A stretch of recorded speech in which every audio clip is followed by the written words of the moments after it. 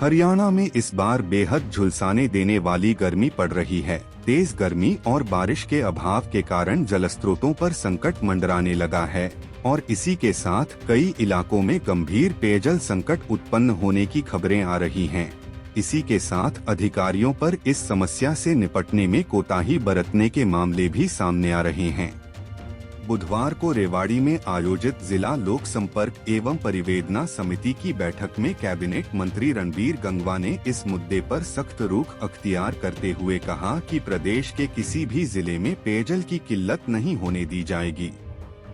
उन्होंने अधिकारियों को निर्देश देते हुए कहा कि पेयजल आपूर्ति में किसी प्रकार की लापरवाही बर्दाश्त नहीं की जाएगी और जिम्मेदार अधिकारियों के खिलाफ कड़ी कार्रवाई की जाएगी।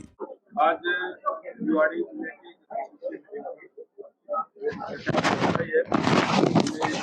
जो भी समस्याएं आम नागरिकों की होती है वो सारे प्रशासन के अधिकारी साथ बैठ करके उसको सॉल्व करने का काम करते हैं। आज की मीटिंग के अंदर टोटल 16 कंप्लेंट थी, जिसमें से 10 कंप्लेंट्स का मौके पे निपटारा कर दिया गया है और 4 जो कंप्लेंट है उसमें आगे की रिपोर्ट मांगी गई है, जो अगली मीटिंग के अंदर हमारे अधिकारीगण जिस डिपार्टमेंट की थी उसको दी गई है, वो अगली मीटिंग के अंदर उसकी रिपोर्ट पेश करने का काम करेंगे।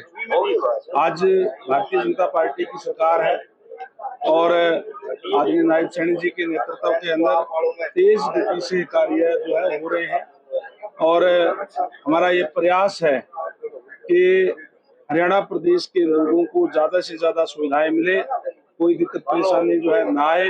इसलिए समय समय के ऊपर इस तरीके के लोगों के बीच में बैठ करके उनकी समस्याएं सुन करके उसका निदान करने का काम सरकार की तरफ से किया जाता है।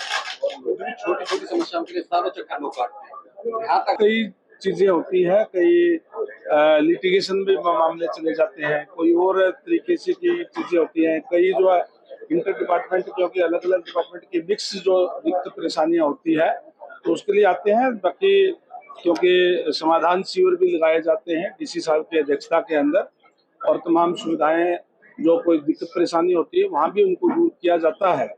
लेकिन जो ग्रीवेंसेस की मीटिंग के अंदर भी जो भी कोई शिकायत आती है उसको भी हम तत्परता के आधार पर प्रयास करते हैं कि जल्दी से जल्दी इसका समाधान किया जाए।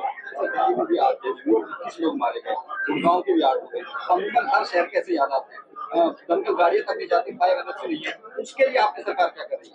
देखिए, आज की जो मौजूदा हालात के अंदर तो तमाम जो मापदंड है उसको पूरा करने के बाद ही, चाहे कोई होटल है, चाहे कोई फैक्ट्री है, चाहे कोई इंडस्ट्री है, उसको एनओसी दी जाती है, जिससे कोई भी फायर ब्रिगेड की कोई गाड़ी आए, परमात्मा ना करे कहीं कोई आगजनी हो जाए तो उसको इतना स्पेस वहाँ होना चाहिए।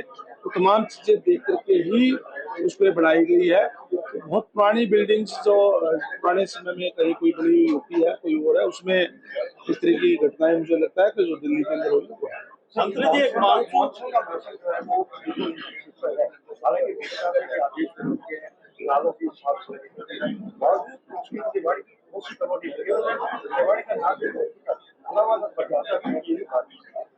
देखिए, जो जहाँ जो जल भराव की बात आपने कही, सरकार की तरफ से भी माननीय सीएम साहब ने भी और हमने, क्योंकि ये पब्लिक हेल्थ से भी रिलेटेड मामला रहता है, इसलिए सभी अधिकारियों की मीटिंग मैंने खुद EIC और चीफ इंजीनियर सभी से जुड़े और हमारे जो SC, एक्सियन, SDO, JE जो वर्चुअल माध्यम से जुड़े, 2 बार मैंने मीटिंग ली है। 2 चीजों के लिए ली है, विशेषकर एक तो कोई भी पीने के पानी की दिक्कत परेशानी, क्योंकि गर्मी का समय है, इस समय लोगों के सामने ना आए, इसके लिए जो है वो जल घरों के अंदर अपना पानी जो है स्टोर करके रखे। और मैंने कहा है हमारे अधिकारियों से इरिगेशन के जो कोऑर्डिनेट करके आराम से बैठ जाएं, उसको पानी जो है वो छुटवा करके उसको अपलिफ्ट करके भी उसके अंदर डालने का काम करें। दूसरा, जहाँ भी जो चाहे वो PWD के हैं, चाहे वो हमारे पब्लिक हेल्थ के कोई भी अगर जो नाले हैं, सीवरेज हैं, उनकी सफाई के लिए भी आदेश दे दिए गए हैं और निरंतर हमारा डिपार्टमेंट इसमें काम जो है वो कर रहा है। जहाँ तक शहर की बात आपने कही, वो कई जो है एमसीबीएस से भी रिलेटेड होते हैं, तो जो म्यूनिसिपल कमेटी डिपार्टमेंट है उनको भी उन्होंने भी आदेश इस बात के दे दिए गए हैं।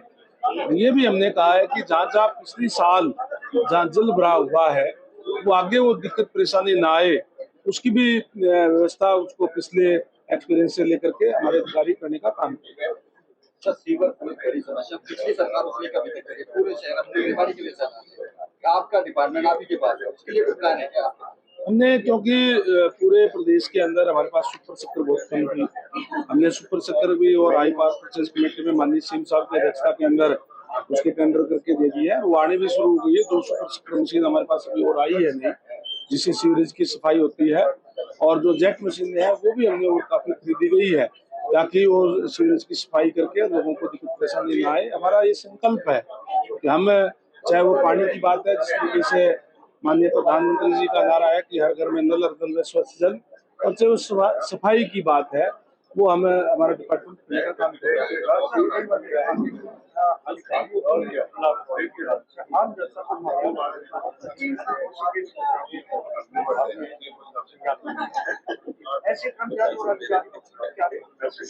देखिए, हमारे बहुत से जो अधिकारी है, चाहे कर्मचारी है, बहुत ही अच्छे तरीके से काम भी कर रहे हैं। ऐसा नहीं है कि हम केवल और केवल उंगली उठाने का ही काम करें, तो अच्छा काम कर रहे हैं। लेकिन अगर कोई भी कोताही उस अपने काम में बरतता है तो उसके खिलाफ एक्शन लिया जाता है, हम सख्त एक्शन लेते हैं। हमने पहले भी लिए हैं, और अगर कोई भी आगे भी कोई लापरवाही बरतेगा जनता के जो समस्याओं को लेकर के, तो निश्चित रूप से आगे भी कार्रवाई होगा। हरवेड़ा से लेकर कसोला चौक तक हाईवे पे वहाँ तक गंदे पानी की जो समस्या है, जो ग्रामीण पंचायतें जो ग्राउंड लेवल वाटर है वो लगातार खराब हो रहा है, उसका में लगातार प्रभाव पड़ रहा है। सरकार पेयजल की व्यवस्था बढ़ाने का प्रयास कर रही है, वहाँ खराब हो रहा है। देखिए, जो ग्राउंड वाटर है जहाँ खराब हो रहा है, जहाँ पे खराब हो जाते हैं, वहाँ पे हम नहर आधारित पानी देते हैं। 2 तरीके से हम सप्लाई करते हैं, एक तो ट्यूबवेल आधारित और एक नहर आधारित। जहाँ पे भी अगर ट्यूबवेलों का पानी, नीचे का पानी अगर खराब हो जाता है, और फिर हम उसमें नहर आधारित उसकी व्यवस्था करने का काम करते हैं।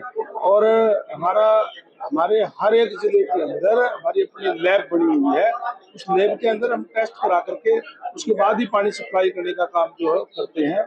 जो टीडीएस वगैरह उसका पहले चेक किया जाता है समय में। गंदा पानी जो है जमीन के ऊपर भरा हुआ है, उसकी वजह से जो है, अगर कहीं कोई पर्टिकुलर ऐसी जगह होगी तो निश्चित रूप से जिस डिपार्टमेंट का होगा उसको कहा जाएगा। बहरहाल उम्मीद है कि मंत्री गंगवा की सख्ती का असर अधिकारियों पर पड़ेगा और इस भीषण गर्मी में लोगों को पेयजल संकट से मुक्ति मिलेगी। रेवाड़ी से महेंद्र भारती, पंजाब केसरी टीवी। हमसे जुड़े रहने के लिए हमारे YouTube चैनल को सब्सक्राइब करें और नई वीडियो की नोटिफिकेशन के लिए बेल आइकॉन को दबाएं। अगर आप ये वीडियो Facebook पर देख रहे हैं तो लाइक जरूर करें और ज्यादा से ज्यादा शेयर करें। धन्यवाद।